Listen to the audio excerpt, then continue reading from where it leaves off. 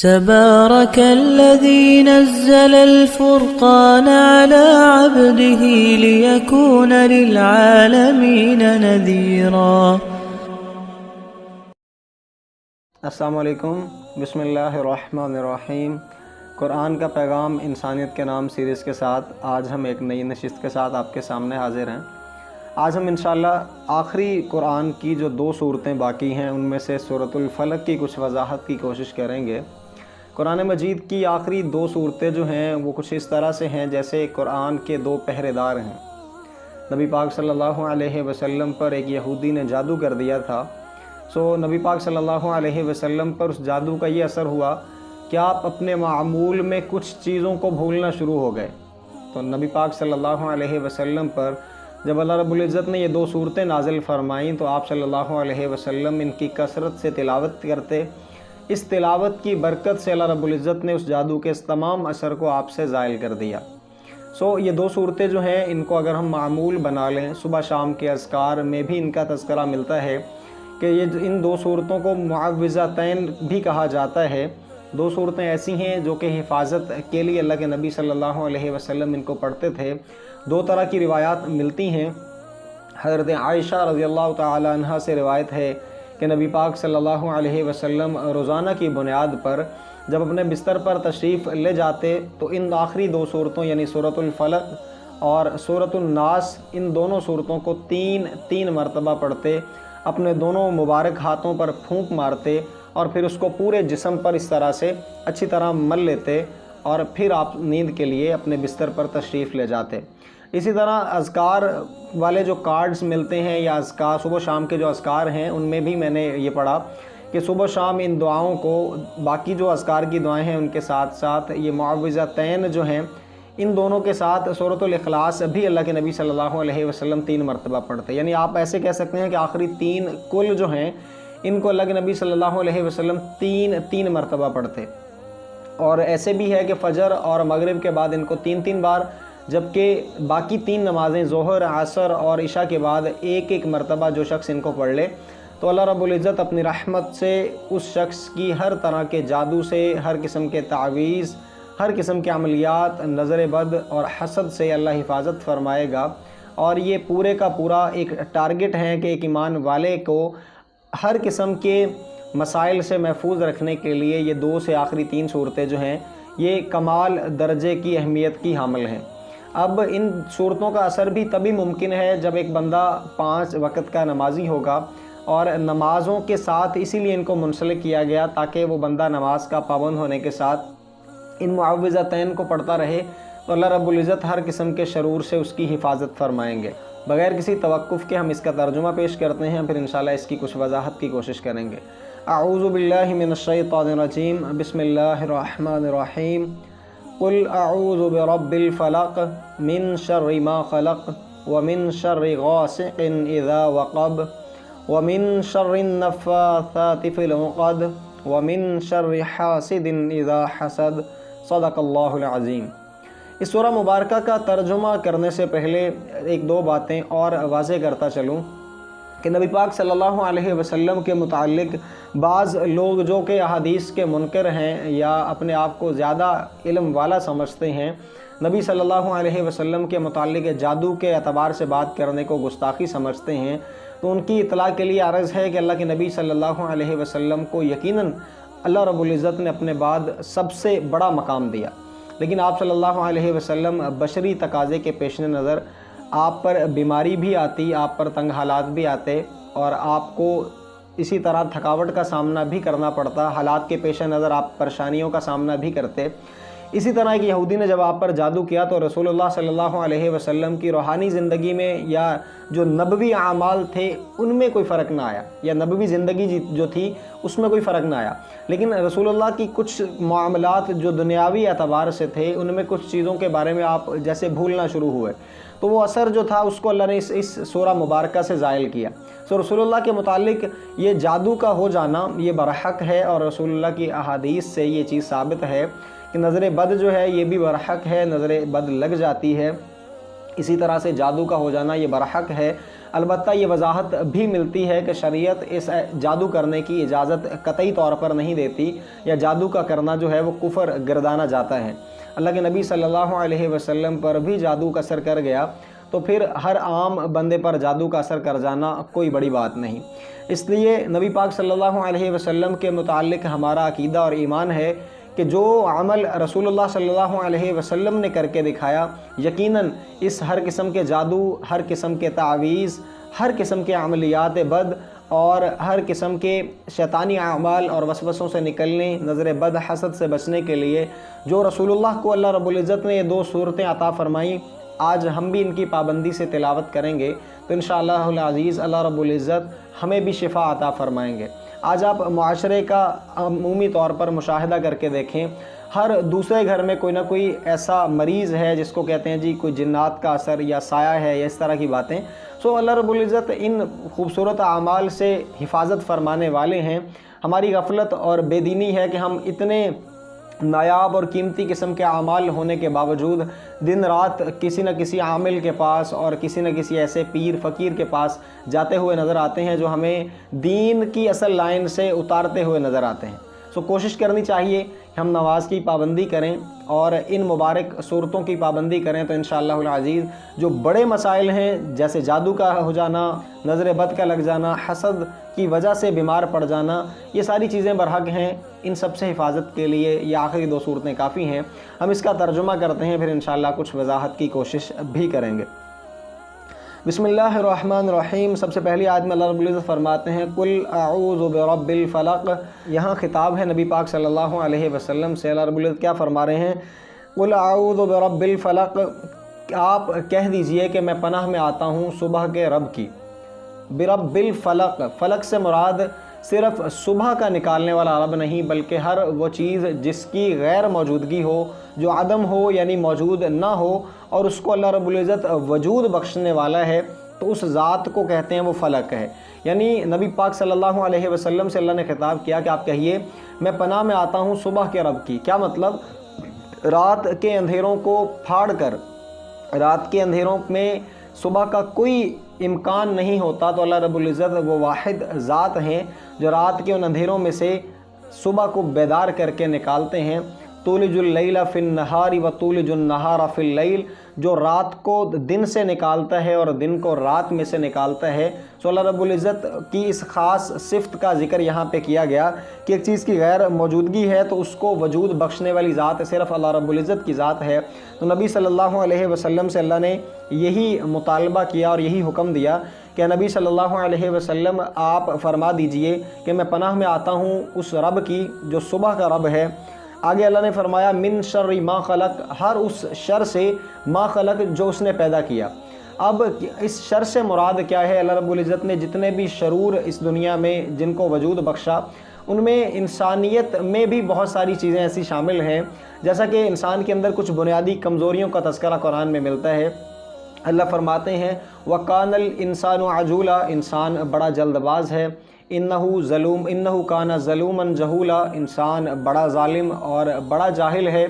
انہو لیئوس کنوت، جب کچھ چھین لوں یا کچھ امتحان ڈالوں تو میرے بھی شکوے شروع کر دیتا ہے۔ انہو لفرح فخور، جب کچھ عطا کر دوں ایسے اوقات سے باہر نکلتا ہے کہ جیسے ابھی زمین پھاڑ دے گا، اور ایسے سر اوپر کر کے گردن ٹیڑھی کر کے چلتا ہے جیسے پہاڑوں سے نکل جائے گا۔ حالانکہ اللہ فرماتے ہیں اِنَّكَ لَن تَخْرِقَ الْأَرْضَ وَلَن تَبْلُغَ الْجِبَالَ طُولًا، تو جتنا مرضی زور سے ایڑی مار، نہ تو میری زمین پھاڑ سکتا ہے، وَلَن تَبْلُغَ الْجِبَالَ طُولًا، اور نہ ہی تو میرے پہاڑوں سے نکل سکتا ہے۔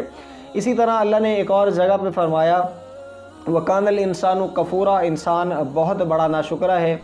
وَكَانَ الْإِنسَانُ قَتُورًا، انسان بہت بڑا بخیل یا کنجوس ہے۔ تو یہ سارے کے سارے یہ عیوب جن کا تذکرہ قرآن نے کیا، یہ سارے عیوب ایک طرح سے شر کی شکل ہیں، یہ سارے کے سارے خیر کے پہلو نہیں ہیں بلکہ خیر کے منافی ہیں۔ تو رسول اللہ صلی اللہ علیہ وسلم جن سے پناہ مانگ رہے ہیں، آپ نے کیا فرمایا من شر ما خلق، میں پناہ مانگتا ہوں ہر اس شر سے جو تو نے پیدا کیا۔ کیا مطلب کہ اے اللہ رب العزت اگر انسانیت کے اندر بھی وہ عیوب یا وہ شر ہیں جو تیری طرف سے ہیں، تو میں ان تمام قسم کے شروروں سے پناہ مانگتا ہوں جو تو نے پیدا کیے۔ یعنی گویا کہ انسان اپنے آپ کو پورے کا پورا اللہ کے سامنے پیش کر دے کہ اگر کسی انسان میں تو نے ناشکری رکھی، کوئی انسان اگر بخیل ہے، کنجوس ہے، اگر کوئی انسان ظالم اور جاہل ہے، اگر کوئی انسان نعمت کے چھن جانے پر ناشکری اور بڑھا دیتا ہے، اگر کوئی انسان نعمت کے مل جانے پر اکڑتا اور تکبر کرتا ہے، تو یہ سارے کے سارے شرور ہیں۔ ان ساروں کے اثر سے مجھے محفوظ رکھنا، میری حفاظت فرمانا۔ کہیں نہ کہیں یہ پہلو اس آیت میں موجود ہے کہ اللہ رب العزت جتنے بھی شر پیدا ہیں ان سب سے ہم پناہ چاہتے ہیں اور اللہ کی پناہ چاہتے ہیں۔ اس کے علاوہ آپ سمجھ لیں کہ اس دنیا کے اندر ہر وہ چیز جو انسان کو نقصان پہنچا سکتی ہے، ان تمام کے شرور سے اللہ رب العزت نے اپنے نبی صلی اللہ علیہ وسلم کو نصیحت فرمائی کہ آپ میری پناہ میں آ جائیے تاکہ میں آپ کی ان تمام قسم کے شروروں سے حفاظت فرماؤں۔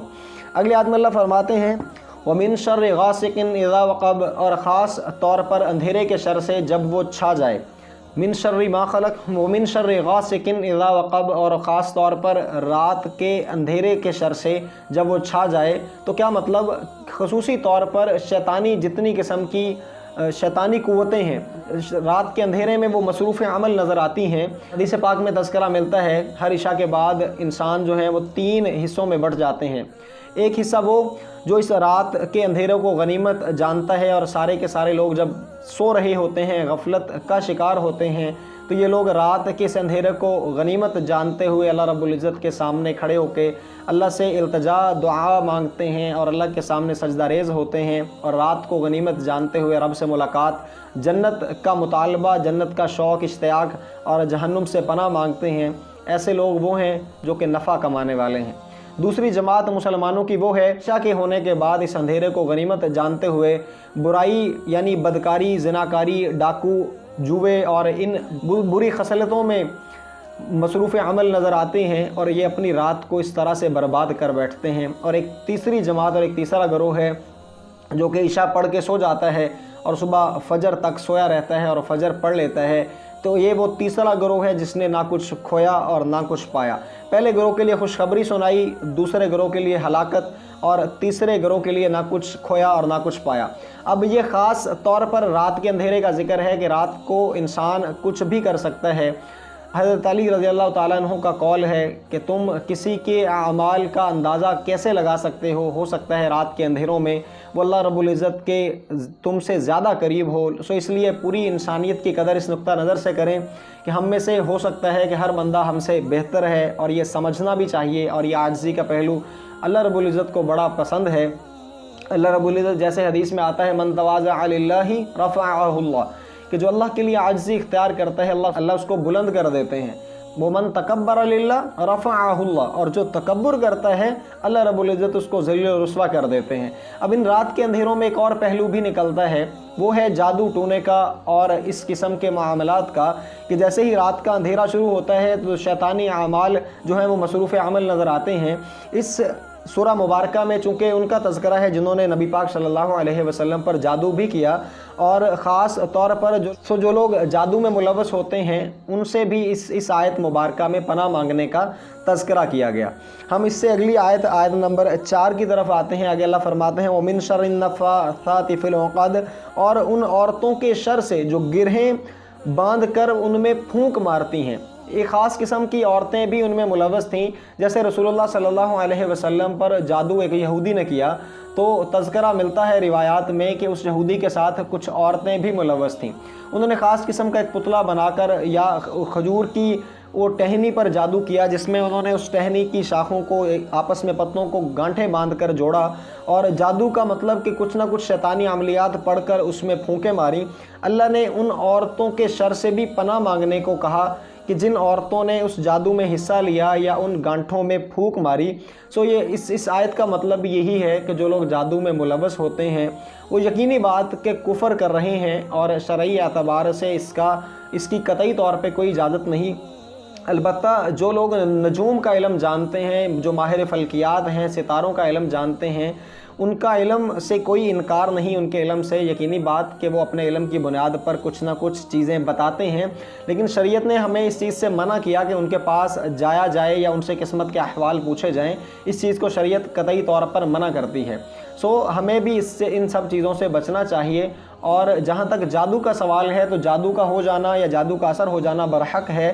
میں نے جس طرح شروع میں بھی گزارش کی کہ ہمیں اس کے لیے آسان سا طریقہ، کسی عامل کے پاس جانے کی ضرورت نہیں، کسی پیر کے پاس یا کسی ایسے بندے کے پاس جانے کی ضرورت نہیں جو کہ ہمارے پیسوں کے انتظار میں ہو، بلکہ ہم کوشش کریں، کتنا آسان نسخہ ہے کہ نماز کی پابندی کے ساتھ انہی 2 مبارک صورتوں کو صبح اور شام 3 مرتبہ، ساتھ میں سورۃ اخلاص کو ملا لیں، اور انہی 3 صورتوں کو باقی 3 نمازوں ظہر، عصر اور عشاء کے بعد 1 مرتبہ پڑھیں تو انشاءاللہ اللہ رب العزت ہر قسم کے جادو سے، شر سے، ہر قسم کی نظر بد سے، حسد سے ہماری حفاظت فرمائیں گے۔ اللہ رب العزت ہمیں عمل کی توفیق عطا فرمائے۔ آخری آیت ہماری باقی ہے جی۔ اللہ فرماتے ہیں وَمِن شَرِّ حَاسِدٍ اذا حسد، اور حسد کرنے والے کے شر سے میں اللہ کی پناہ میں آتا ہوں جب وہ حسد کرے۔ اب حسد سے مراد یہ ہے، حاسد کہتے ہیں ایسے شخص کو جو اللہ کی تقسیم پر ناراضی ہو۔ کیا مطلب؟ ایک شخص جب کسی انسان کے پاس کوئی نعمت دیکھے، اس نعمت کو دیکھ کر دل میں یہ لانا کہ اس کے پاس کیوں ہے، یعنی گویا اللہ کی تقسیم پر سوال اٹھانے والے کو کہتے ہیں حاسد۔ اب اس آخری آیت میں اللہ رب العزت نے ان حاسدین کے حسد سے پناہ مانگنے کا تذکرہ کیا کہ جو لوگ اللہ رب العزت کی نعمت کو دیکھ کر آپس میں یا دل میں جلتے ہیں اور اس بات کا ارادہ کرتے ہیں کہ اس کو یہ نعمت کیوں ملی، حالانکہ اللہ رب العزت کی تقسیم پر سوال اٹھانا یہ سیدھا سیدھا کفر ہے کہ اللہ کی اس تقسیم پر سوال اٹھانے والا عام انسان کون ہے۔ ہمیں ان ساری چیزوں سے پناہ مانگنی چاہیے۔ جادو ٹونے اور تعویذ گنڈے کا جو حساب کتاب ہے، حضرت سلیمان علیہ السلام کے دور میں کچھ شیطانی جن تھے جو کہ اس طرح کے شیطانی اعمال کو سکھاتے تھے۔ آج ہمارے معاشرے میں بھی بہت سارے لوگ ان ایسی چیزوں کو اپنا روزگار یا اپنے پیسے کمانے کی نیت سے مختلف لوگوں کو گمراہ کرتے ہیں اور اس کفر کی لائن پر لگاتے ہیں۔ اور جیسا کہ اوپر بھی تذکرہ ہو چکا کہ ان ساری چیزوں کی اسلام میں قطعی طور پر کوئی گنجائش نہیں، اور ایک بندہ مومن جو ہے اس کے پاس سب سے بڑا ہتھیار انہی معوذتین کی شکل میں اللہ رب العزت نے عطا کر دیا کہ ایک ایمان والے کے پاس یہ ایمان ہونا ضروری ہے کہ جو بھی ہوتا ہے وہ اللہ کے اذن اور اللہ کے حکم سے ہوتا ہے۔ اللہ رب العزت چاہیں گے تو ہوگا، اللہ نہیں چاہیں گے تو نہیں ہوگا۔ جیسا کہ ایک حدیث پاک میں تذکرہ آتا ہے، حضرت عبداللہ ابن عباس رضی اللہ تعالیٰ عنہ سے روایت ہے، نبی صلی اللہ علیہ وسلم نے حضرت عبداللہ ابن عباس کو مخاطب کیا کہ اے غلام، اے بیٹے ادھر آؤ، میں تمہیں چند نصیحتیں کروں۔ اس میں رسول اللہ صلی اللہ علیہ وسلم نے جو آپ کو نصیحتیں فرمائیں، ان نصیحتوں میں آپ نے یہ بھی فرمایا کہ اے بچے، تم اللہ کے امر کی حفاظت کرنا، اللہ تمہاری حفاظت کرے گا۔ تم اللہ کو یاد رکھنا، اللہ تجھے یاد رکھے گا۔ تم اللہ کے امر کی حفاظت کرو گے، اللہ کو سامنے پاؤ گے۔ اور اے بیٹے، یہ بات ذہن میں رکھ لینا کہ اگر پوری انسانیت کیا پوری کائنات مل جائے، اللہ کے سوا ساری کی ساری مخلوقات ایک امر پر، ایک کام پر جمع ہو جائے اور وہ تجھے نفع دینا چاہے، وہ اللہ کی قسم نہیں دے سکتی اگر اللہ نہ چاہے۔ اور پوری کی پوری مخلوقات مل جائیں اللہ کے سوا، وہ تجھے ایک کام میں نقصان دینا چاہیں، اگر اللہ نہ چاہے تو نقصان نہیں ہو سکتا۔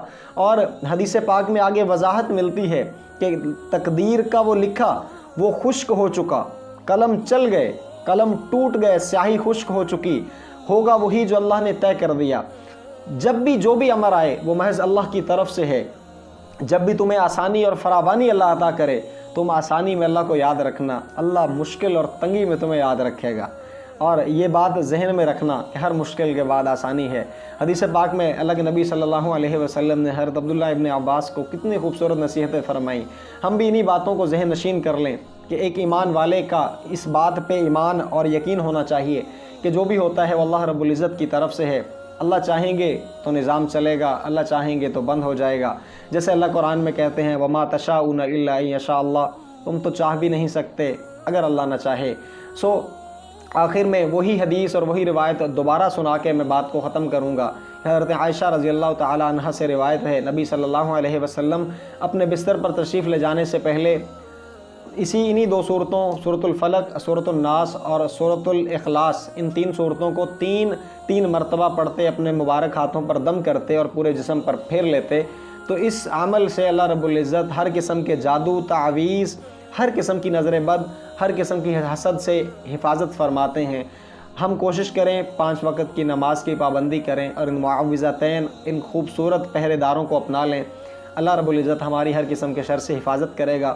اگر ہمارے رشتہ داروں میں، عزیز و اقارب میں، دوستوں میں کسی کو کوئی مسئلہ ہے اس قسم کا، اور ہمارا معاشرہ یقینی طور پر ایسے مسئلوں میں الجھا ہوا ہے، کوشش کریں ان صورتوں کو انہیں بھی بتائیں، خود بھی عمل کریں اور قرآن کے اس پیغام کو دوسروں تک پہنچانے میں ہمارا ساتھ دیں۔ اپنا بہت سارا خیال رکھیے گا۔ آئندہ ملیں گے انشاءاللہ ایک نئی نشست، ایک نئی سورہ مبارکہ کے ساتھ۔ تب تک کے لیے السلام علیکم ورحمۃ اللہ وبرکاتہ۔